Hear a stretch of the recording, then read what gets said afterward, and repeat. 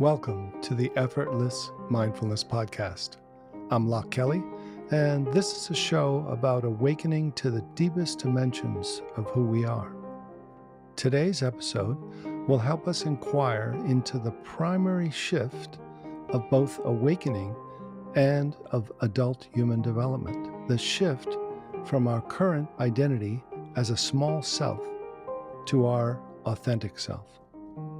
If you find this topic interesting, you might check out the link below or on my website, lochkelly.org, for the new Effortless Mindfulness and IFS training program that will help you on your journey of healing and living from awake, loving flow. Now, on to our show. The first inquiry is, who is this appearing to? And we can use, what or who, but today we're going to use this language of self rather than mind. Yeah, we've used mind, we've used awareness. We'll continue to use those interchangeably and see which one resonates with you best. Yeah. So letting all your senses be on and then allowing your curiosity, that classic question, who am I? Who is this appearing to? So just notice, where do you go just immediately, almost habitually, to get that answer? Who am I? Do you go to thought? Do you go to autobiography?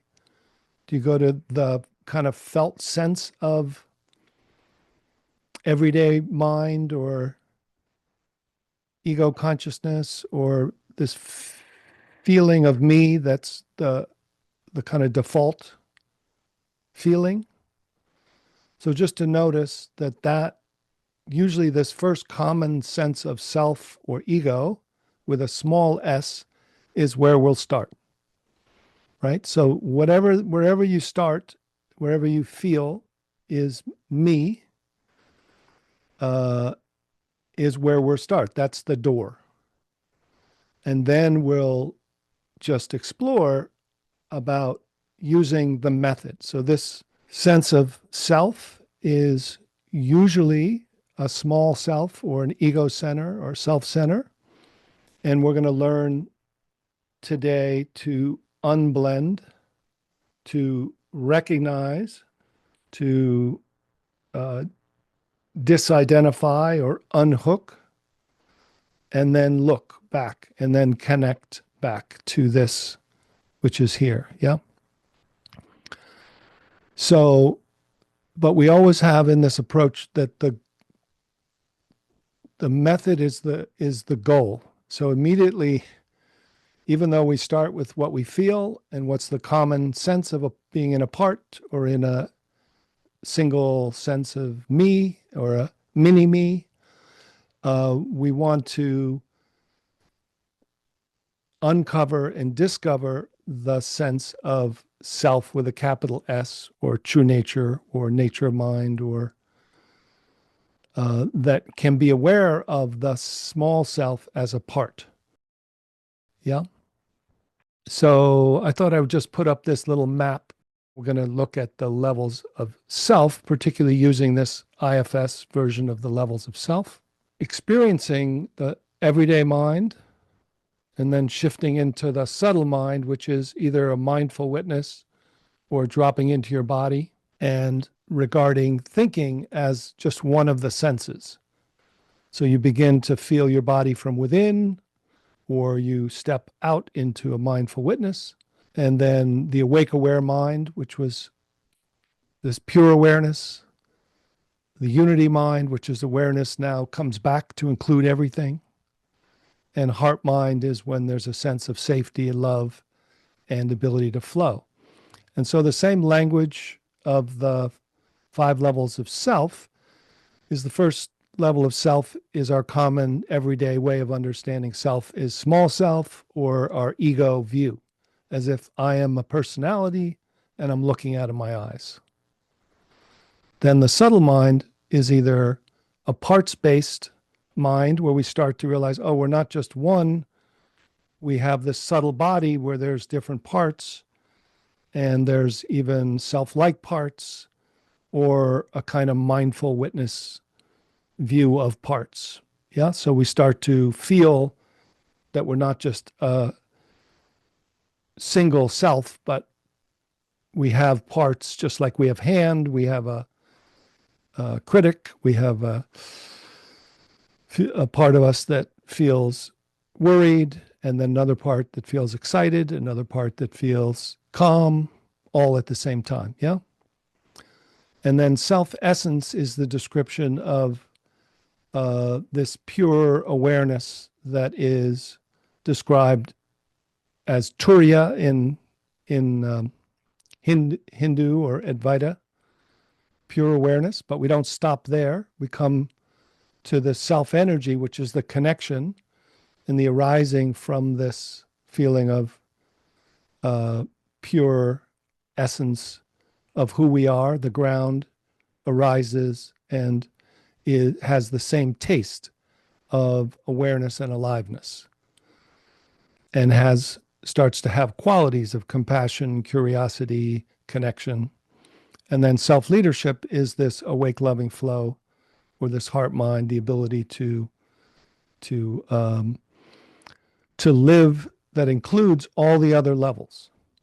So it's not that we're leaving the other levels behind, we're shifting out of them, but we end up in a in a primary dimension of awareness and aliveness that includes all the other dimensions, but is not getting overwhelmed or contracted back into these. So the key pointer here is this who I am? So is this a meditative state or a positive personal qualities, or even when they are essential qualities, it's important when you're in unity mind or heart mind, which is where we want to be, that there's naturally these qualities of that arise. But the feeling of who, the feeling of being, that can have sparkly qualities and can also have parts arising or thoughts, or but to really feel, to see if you can feel, is this a meditative state or is this who I am? And it's a strange little, like, what do you mean? Who I am usually is personality, right? Who I am is the unique, uh, separate self. So this who I am is the interbeing, the feeling of interbeing, the feeling of contentless awareness that is arising as contents, that then is experienced somewhat in this wave in the ocean that has these qualities and these memories and this autobiography. But the self that is the unity mind and the aware mind, or the self energy and the self essence, is the ground of of identity that's greater than myself and essentially who I am. Yeah. So in some ways it's not that we're a wave in the ocean, it's that we're realize, oh, we're the ocean. Then it arises as a wave. But the identity, primary identity is, oh, the ocean or the universe or the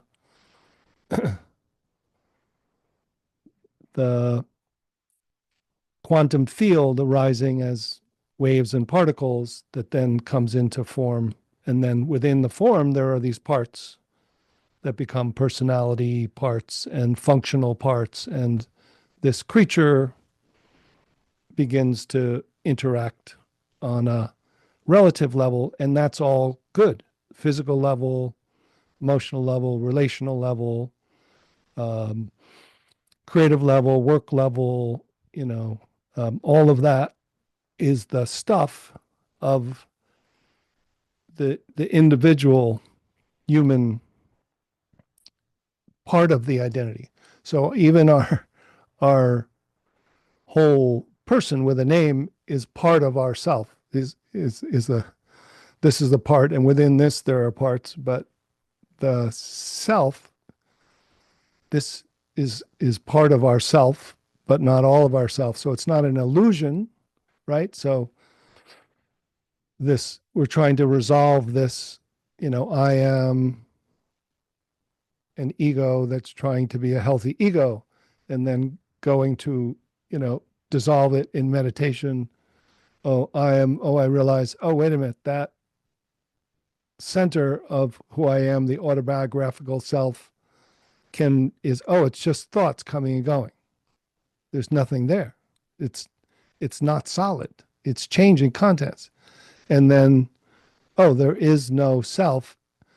And then some people go to, so it's an illusion, but it's actually, what we're saying is now we're going to go even further to the pure consciousness or awake awareness or awake aware mind or self essence.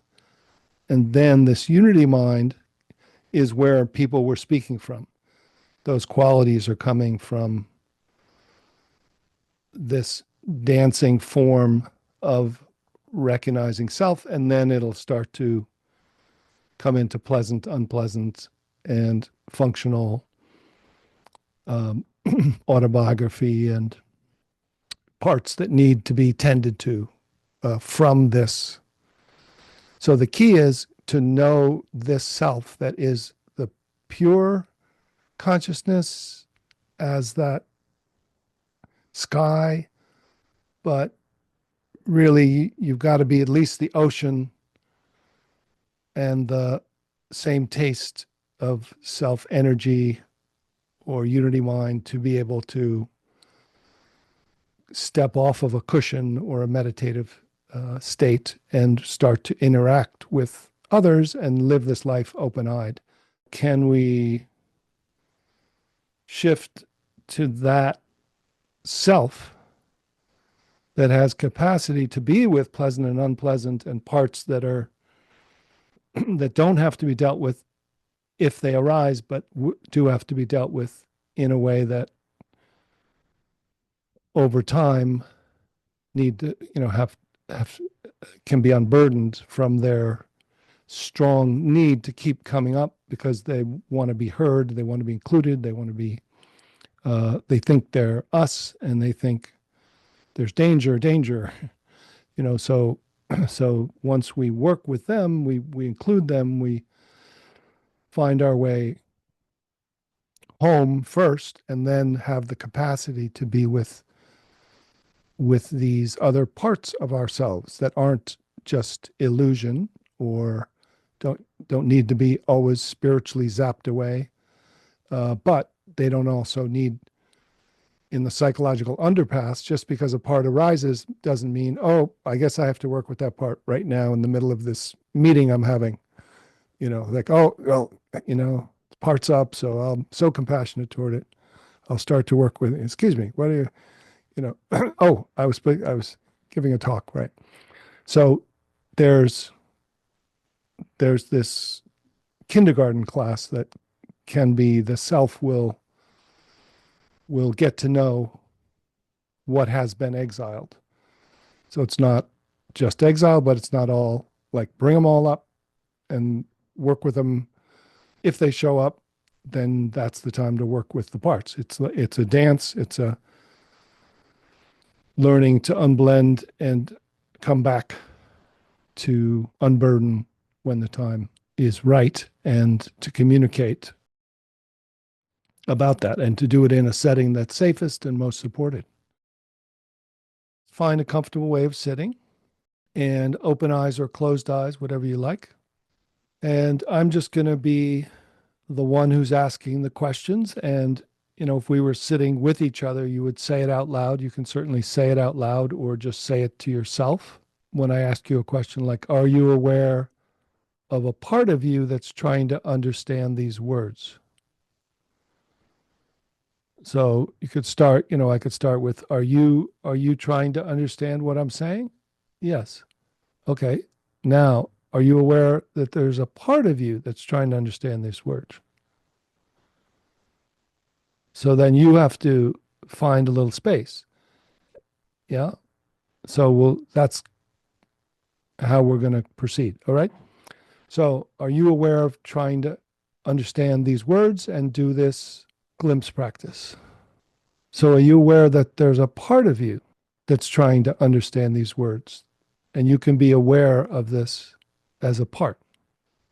And so where is this thinker or ego manager or small self part of you located in or around your body?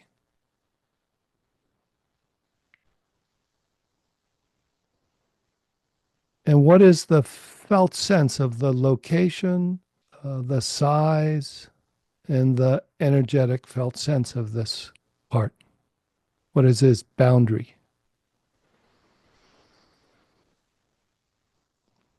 And can you ask this part of you if it will unblend and give you some more space so you can be with it rather than be it?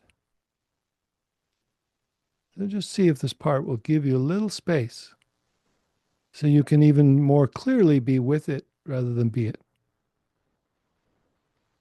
And what is it like now, shifting from I am the thinker to being aware of the thinker as a part of you?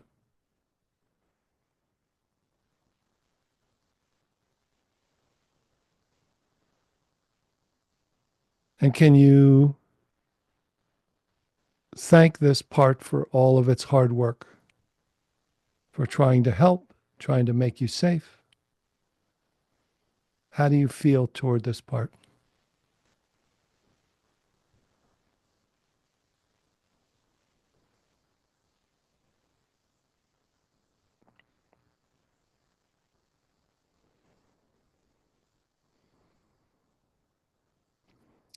And now, can you notice the location, not just of the part, but the location of where you're witnessing it from? Where are you witnessing the thinker from? Can you notice that this witness location is also a part? And can you ask this part to open some space so you can be aware of both the thinker part and the witness part? So open who or what is aware of both the thinker and the witness.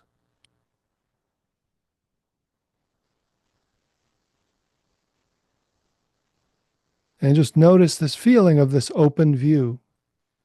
Is there a limit or a shape of where you're viewing from now? Or is there more of a boundless, spacious, pervasive? And are you aware of both from within and outside of your body? What do you notice about the feeling of this sense of self essence? And from here, are you also interconnected with and within the witness and your body and the thinker? And how do you feel toward the thinker part?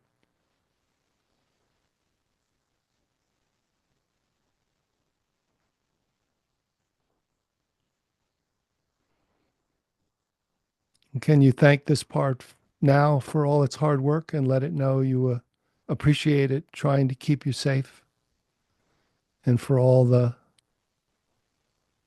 hard work it's been doing?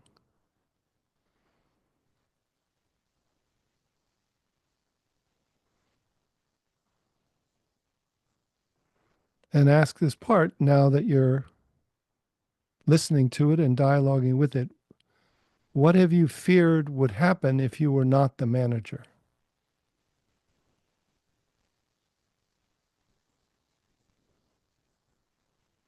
And so just get to know its fears, what it's been believing when it thought it was the only option.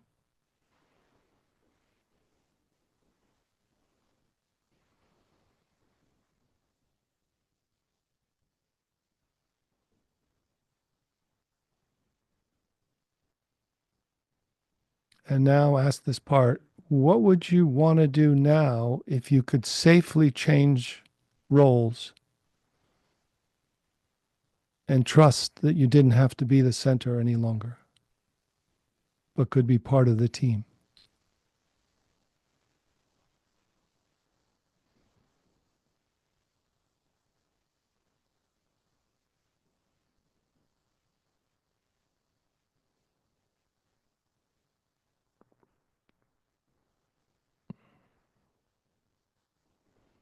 And is this thinker part or small self aware that you are here with it?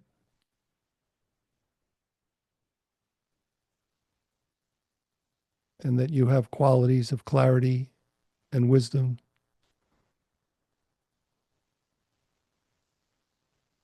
and capacity?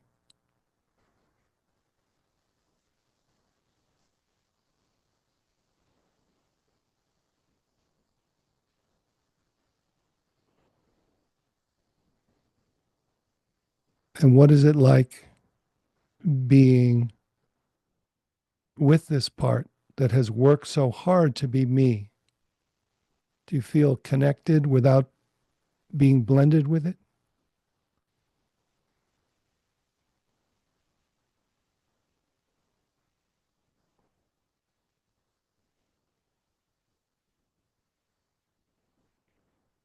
And as you get to know this part and let it know that you're around now to help it, see how it feels to know that you're here and you're on its team. And is there anything you want to let this small self or thinker part know to reassure it and to appreciate it?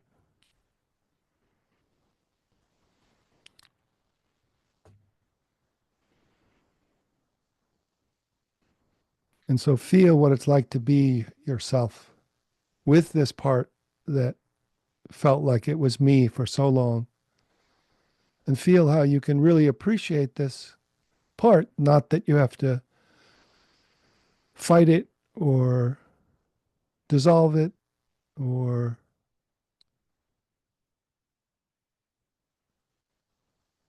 lose all of its qualities of intelligence. Feel what it's like to just have a bigger view and a more collaborative, easeful sense of who you are and what it's like to be with parts when they're appreciated.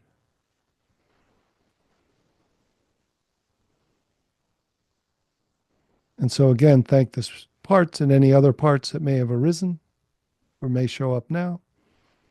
Just getting this view of what a part is like.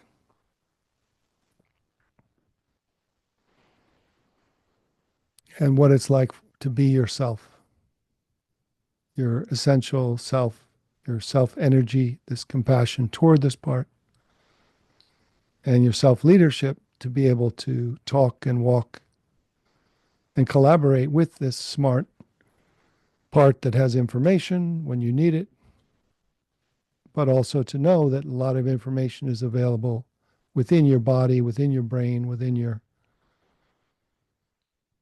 whole system that self leadership can access when it's in flow. So just allow yourself to feel this collaboration, spacious, pervasive, grateful. And when you're ready, just feel yourself take a little deeper breath, let out a sigh and settle in. Feel this nourishing and nurturing feeling of curiously getting to know this part. Stretch if you like and see what you noticed about this So this is a short version of a unblending from, rather than dissolving the small self or treating it like an illusion, but also not creating a spiritual superego or a smart uh,